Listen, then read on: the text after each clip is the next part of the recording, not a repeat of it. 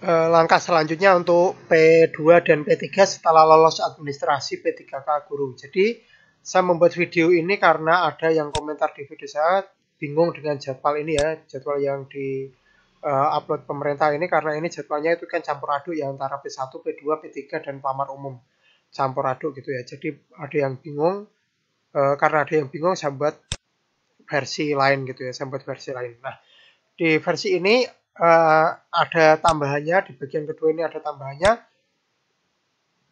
yang tidak ada di sini ya, tapi ini ada di SSCSN gitu, apa namanya, di ketika sudah login SSCSN nanti akan ada ini. Baiklah, kita langsung mulai dari yang pertama. Di sini adalah pengumuman pasca sanggah. Yang pengumuman pasca sanggah ini tanggal 26 November 2022 ya. Berarti ini 3 hari lagi ya, ini tanggal 23, 3 hari lagi, berarti besok Sabtu itu akan ada pengumuman pasca sanggah.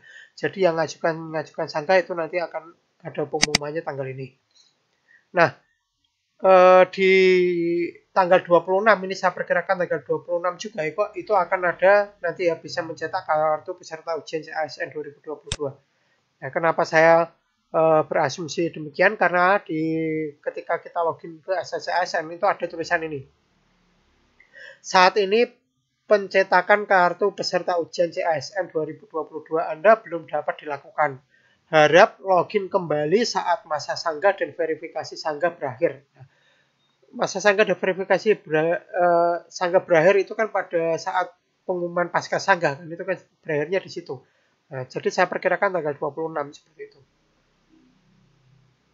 Nah, berarti saya perkirakan tanggal 26 itu kita cek SSCSN, kemudian kita bisa download ini ya, kartu peserta ujiannya. Nah, selanjutnya pada tanggal 27 sampai dengan 28 November itu ada penilaian kesesuaian ya. Ini untuk P2 dan P3 itu ada penilaian kesesuaian oleh pengawas, kepala sekolah, dan guru senior. Jadi ini penilaian yang pertama ya, ada 3 ini, pengawas, kepala sekolah, dan guru senior. Nah, di sini saya tertulisnya P2 dan P3 ya. Itu artinya P2 dan P3 jadwalnya itu sama, tidak ada bedanya sama sekali. Jadwalnya sama persis gitu ya. Kalau P1 kemarin itu agak beda dengan P2, P3 ini. Dengan pelamar umum pun beda. Hanya yang sama itu hanya P2 dan P3 itu sama. Jadi penilaiannya itu ada 2 kali ya. Penilaian yang pertama itu penilaian kesesuaian, itu tanggal 27 sampai dengan 28 November 2022. Penilaian yang kedua itu oleh Dinas Pendidikan dan BKPSDM itu tanggal 29 November sampai 3 Desember 2022. Berarti ada 2 kali penilaian di sini. Nah, selanjutnya pada tanggal 3 sampai 13 Desember 2022 itu ada pengolahan hasil penilaian kesesuaian. Jadi 2 nilai ini akan diolah, kemudian hasilnya itu akan diumumkan pada tanggal 2 sampai 3 Februari 2022. Nah, bagi yang tidak lulus bisa mengajukan sanggah pada tanggal 4 sampai 6 Februari 2023 dan sanggahnya akan dijawab pada tanggal 7 sampai 13 Februari 2023. Kemudian pengumuman hasil pasca sanggah itu tanggal 20 sampai 21 Februari 2023.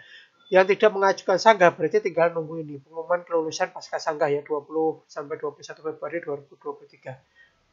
Selanjutnya yang lulus akan mengisi DRH pada tanggal 22 Februari 2023 sampai 13 Maret 2023. Dan nomor induk P3K itu akan ada usul penetapannya itu pada 7 sampai dengan 31 Maret 2023. Nah, kurang lebih demikian ya langkah selanjutnya buat P2 dan P3 yang sudah lolos administrasi bisa